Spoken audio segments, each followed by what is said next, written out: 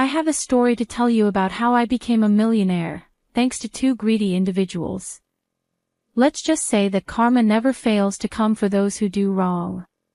My name is Kimberly, and today I'm turning 30. The first time I met my husband, Anthony, was on a work trip hosted by our office. We were both heads of different departments in our company and had never met before. During the trip, the organizers hosted many activities, including games and sports. I got injured during a game of volleyball and sprained my ankle. Anthony immediately came to my aid and carried me to the infirmary for first aid. I thought he was very thoughtful and kind and wanted to get to know him better. When we returned from the trip, I reached out to him and asked if he'd like to go for coffee. He readily agreed, and we decided to meet at our local cafe. During our date, we talked about the events of the trip, our likes, interests, and family life. I quickly realized that Anthony and I shared the same taste in sports, television shows, and even hobbies. When describing his family, Anthony mentioned that he had always been incredibly close to his mother, Emma, and liked to visit her at least twice a week. You know, I've always been incredibly close to my mother, I said. We make it a point to see each other at least twice a week. That's sweet, he replied. I'm glad you have a good relationship with her. What about your father? Well, he left us a few years ago, and we have minimal contact. Oh, I see. Is everything all right between you two? It's complicated, Kimberly. Let's just say it didn't work out. What do you mean, didn't work out? He's your father, not your boyfriend. Yeah, it's just, he wasn't very helpful. Not helpful in what way? Like financially or emotionally? You know what? We have a lot of other things to talk about. Could we please move on? Of course, I'm sorry. I didn't mean to intrude. I just wanted to get to know you a little better. We can talk about something else. I didn't think much of it and brushed it off as a sore subject for Anthony. I was sure that as we got closer, he would open up to me about his past. After that day, we met a few times over the next few weeks. Even during work, I began eating lunch with him daily, and within a few months, we had become incredibly close. Things started to get serious. Knowing his birthday was coming up, I decided to plan a surprise party for him. I reached out to our friends to help with the planning and guest list. Knowing how close Anthony was to Emma, I decided it would make sense to invite her to the party. I was in two minds about inviting his father, as I was still unsure about their relationship. Finally, I decided not to invite him, as I didn't want his birthday to be ruined in any way. The day of the party arrived, and all the decorations were done. I left work early to set up. Anthony's apartment was bustling as I arrived to get the cake and food for the party. Soon, the guests began pouring in, and everyone was excited for Anthony's arrival. A few minutes before Anthony was supposed to arrive, I saw a middle-aged lady walking to the door. She was dressed in a fancy green evening gown and carried a branded handbag. I walked over to her and introduced myself. Hello, I'm Kimberly. You must be one of Anthony's close relatives. It's nice to meet you. How do you know Anthony? Oh, finally, someone with some manners, she said. I'm Emma, Anthony's mother, and yes, I'm the most important guest here. He's my son, you know. Of course, Emma, I said. I didn't mean to offend. Anthony talks so fondly about you. Please come in and make yourself comfortable. Well, I should hope so, she said. I practically raised him all by myself. I hope you've done a decent job planning this party. I've put in a lot of effort, and our friends have been a great help too. I hope you enjoy it. We'll see about that, she said. Just make sure you don't get in the way of my time with Anthony. He's my boy, after all. Oh, of course. I wouldn't want to come between you two. Anthony cherishes his relationship with you, and I respect that. However, Emma didn't seem impressed by any of my gestures. She loudly criticized the decorations and began insulting the others at the party. I didn't react to any of her actions and made sure to show her hospitality, as I wanted her to approve of me. Eventually, I heard Anthony's car approaching the house and went outside to greet him. The surprise went well, and Anthony was overjoyed at the effort I had put in. We cut the cake and gave him our presents. Emma demanded to be next to Anthony in all the pictures that were taken, including those that had just Anthony and me. She also declared that her gift was the best and that she was sure Anthony would love it. To my surprise, Anthony didn't stop Emma from causing a ruckus and instead entertained all her requests. He made sure she was always by his side. When it was time to sit down for dinner, everyone took their place at the dining table. Anthony stood up to make a toast and thanked everyone for attending his birthday celebration. He said he had a very important announcement to make and was glad that everyone was there to witness it. Before I could react, he went down on one knee and pulled out a ring to ask me to marry him. I was overjoyed and cried happy tears before enthusiastically agreeing. Everyone cheered and gave us their congratulations. However, I noticed that Emma got up and left the table. "Babe, your mom left the table," I said to Anthony. "Is everything okay? We need to find her and get her blessing. She'll be mad if we don't." "But why do we need to get her blessings? It's our decision, isn't it?" "Babe, you don't understand. I always talk to my mom about important decisions. We're close, and I value her opinion. I get that she's important to you, but isn't this about us? Shouldn't we make decisions together?" "Of course, we do, but I can't ignore her. She means a lot to me. Can we just go find her and talk to her about giving us her blessings?" I was concerned. No one should be that dependent on their parents, but I let it go because I loved him and wanted his mother to approve of me. We searched for her all over the house, but couldn't find her. Eventually, we saw her sitting silently in the backyard. We approached her to ask for her blessings, which she reluctantly gave at Anthony's request. "Mom, I'm sorry I didn't talk to you before proposing to Kimberly. It just happened in the moment, and I thought it was the perfect time." "Well, Anthony, you always discuss big decisions with me. I felt a bit left out that you didn't this time." "I know, and I didn't mean for you to get upset. I had a plan to talk to you the next day, but the surprise party changed everything. I understand that it was unexpected, but you should have found a way to talk to me before making such a significant decision." "You're right, Mom. I should have found a way. I just got caught up in the excitement, and Kimberly has been so amazing and supportive. I wanted to show her how much she meant to me. I can see that you love her, Anthony. I just want you to remember to include me in your life, especially when it comes to important matters." "I promise, Mom, I'll work on communicating better with you. You're an essential part of my life, and I want you to be part of Kimberly's and my journey together. That's all I ask for, dear." I decided I didn't need to listen to the rest of their conversation because I was beginning to feel like I was eavesdropping, even though I knew I wasn't. I turned around to walk away, and when I was just a couple of steps away, I heard her tell him how I wasn't good enough for her son and how he should reconsider marrying me. She also said that I wasn't beautiful enough and was only interested in Anthony for his money. I ignored her taunts and pretended not to have heard any of it. In the next few weeks, we began to plan our wedding. Emma never lent a helping hand in any of the preparations. She wanted to make decisions on which dress I would wear and threw a tantrum when I told her that I wanted to choose my wedding dress. She also asked to meet me a few times to tell me that I would be expected to pay more than half of the wedding expenses as I was lucky to be marrying Anthony and needed to contribute.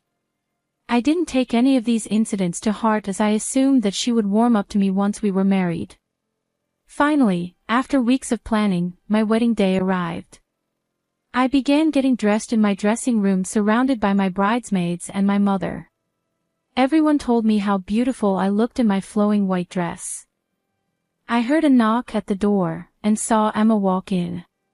To my shock, she was wearing a white wedding dress.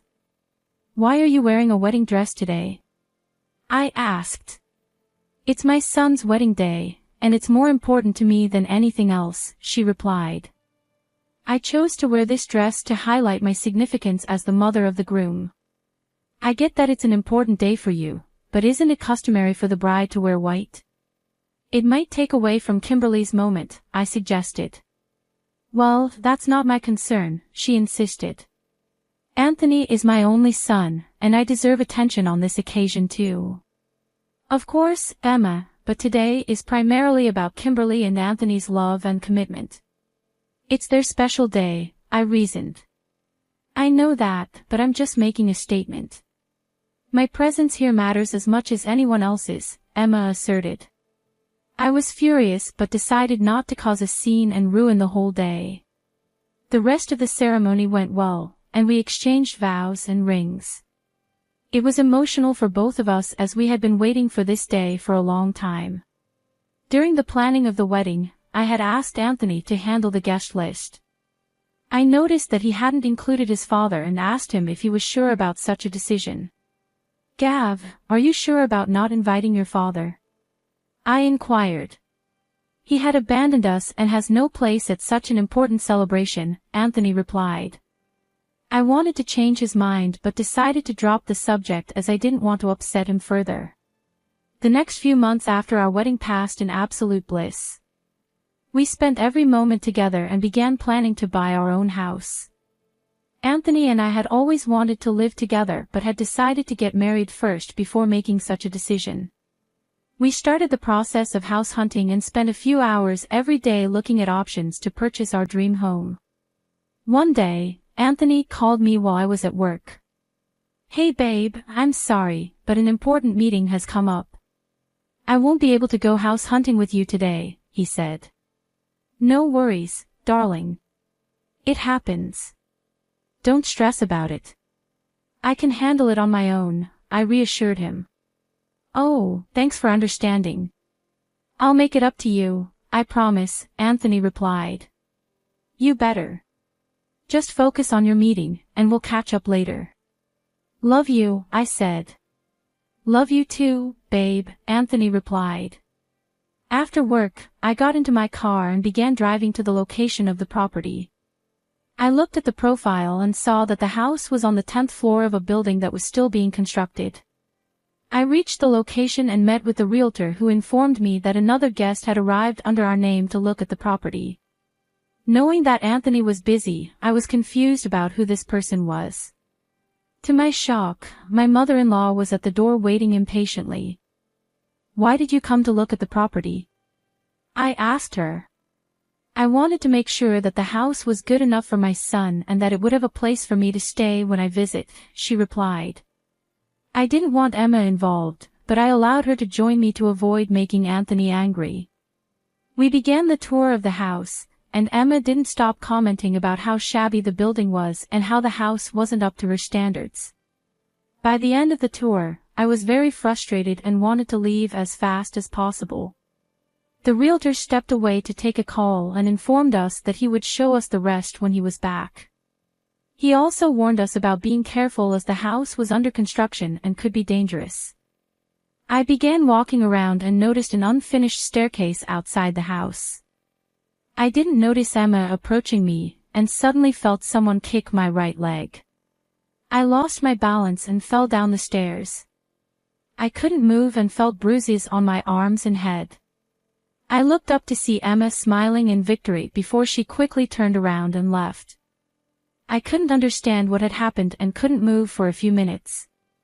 Eventually, I found my phone in my pocket and called an ambulance, which arrived soon. On the way to the hospital, I couldn't stop thinking about the fact that Emma had tried to push me down the stairs to injure me. Since I met her, I had been nothing but nice to her and was sad and angry at her behavior. Once I reached the hospital, first aid was done, and I had to undergo a few scans. I tried calling Anthony multiple times, but he didn't pick up the phone. I somehow fell asleep because of the medication. The next morning, I tried calling Anthony again, and he picked up the phone. I told him about everything that had happened between Emma. He sounded angry and annoyed and accused me of being a liar. I can't believe you're lying about this. You expect me to believe you fell down the stairs while being pushed by my mother?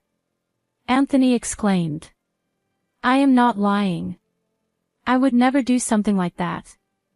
I fell because Emma kicked me. She deliberately hurt me, I replied, trying to maintain my composure. You're just trying to cover up your actions. My mother wouldn't hurt you for no reason, Anthony, argued Anthony. She said you were being aggressive. I can't believe you're taking her word over mine. She's been manipulating you, Anthony. She pushed me down those stairs, and now she's lying to save herself. Stop it, I pleaded desperately. I can't come to the hospital right now.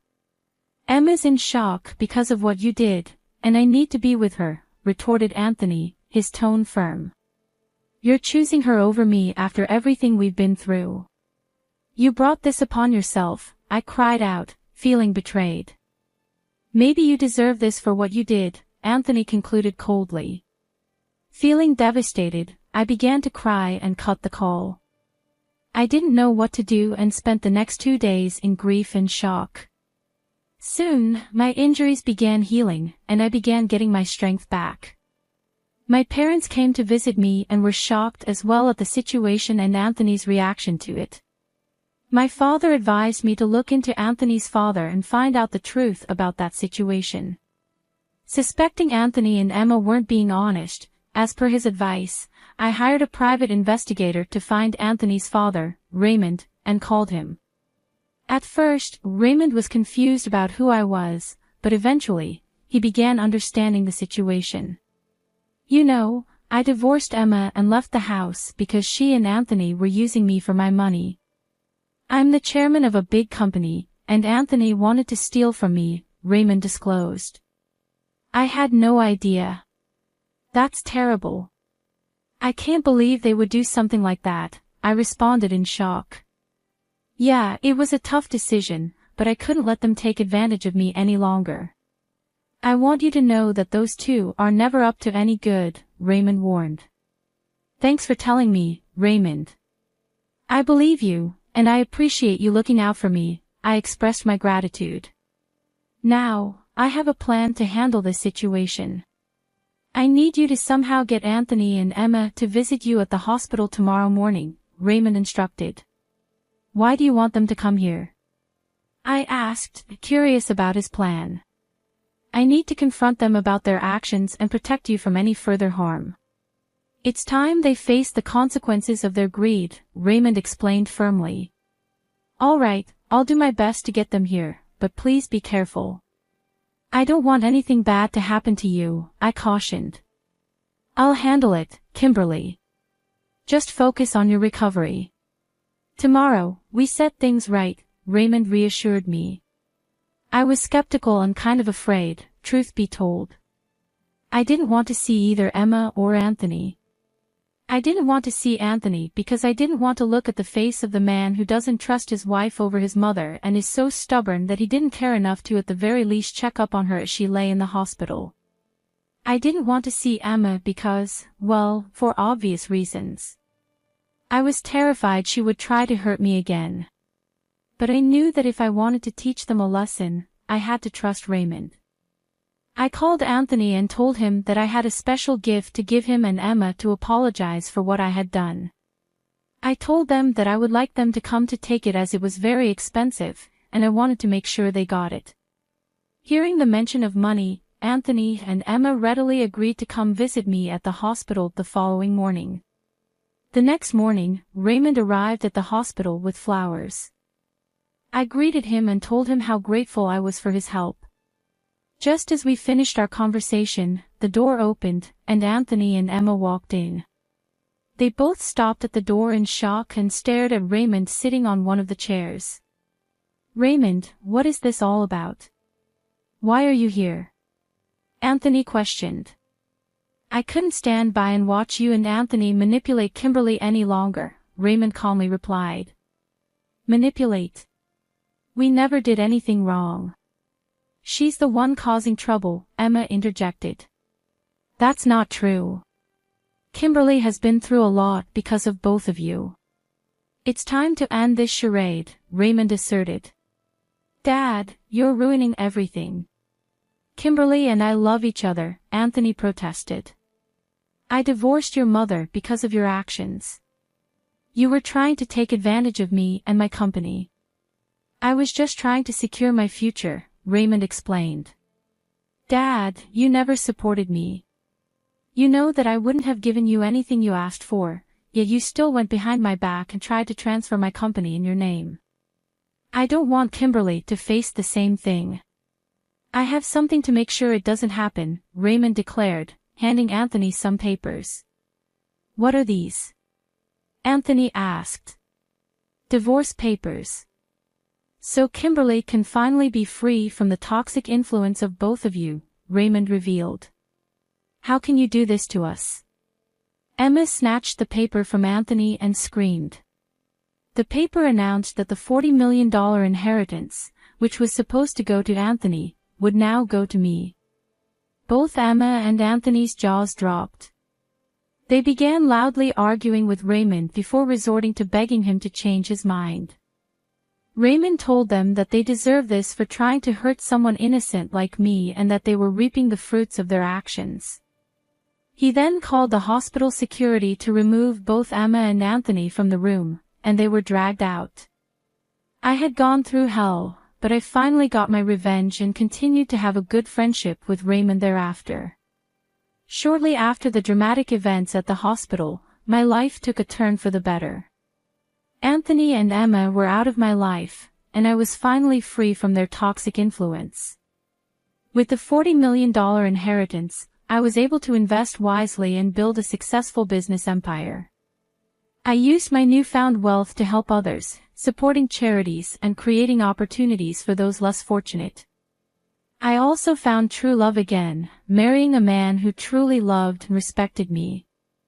While the ordeal with Anthony and Emma left scars, it also taught me valuable lessons about trust, love, and the importance of standing up for myself. I learned that true happiness comes from within